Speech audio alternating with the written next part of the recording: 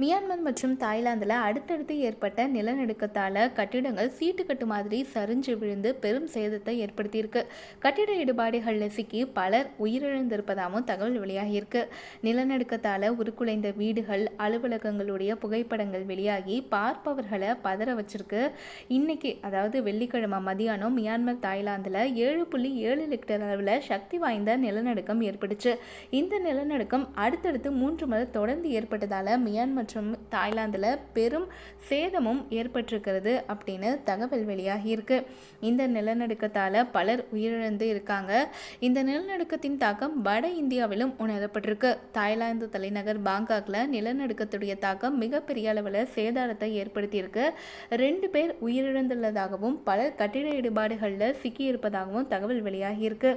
இது மட்டும் இல்லாமல் இந்த கட்டிடங்கள் சீட்டுக்கட்டு மாதிரி அடுத்தடுத்து சரிஞ்சு விழுந்ததால் அந்த கட்டிடத்துடைய மேற்பகுதியில் இருக்கக்கூடிய நீச்சல் குளத்திலிருந்து தண்ணீர் அருவி போல கட்டிடங்கள் மேலே விழுந்திருக்கக்கூடிய வீடியோ காட்சிகளும் இணையத்தில் வைரலாக பகிரப்பட்டு வருது.